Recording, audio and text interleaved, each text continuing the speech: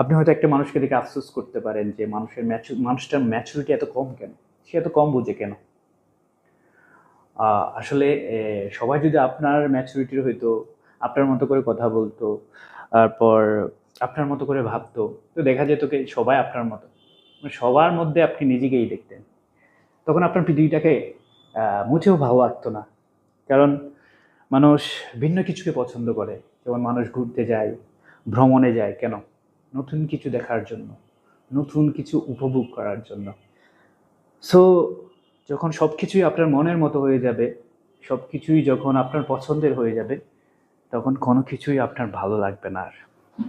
তাই পৃথিবীতে সব কিছু, ভিন্ন কিছু, বিরল কিছু, ডিফারেন্ট থিংস, সব কিছুই সুন্দর। সেটা ভালো হোক, মন্দ হোক, যাই হোক, সুন্দর হোক, অসুন্দর হোক, সব কিছুই সুন্দর। এখানে অসুন্দরটাও সুন্দর, কারণ অসুন্দরটা না থাকলে আপনি সুন্দরটা কম্পেয়ার করতে পারতেন না।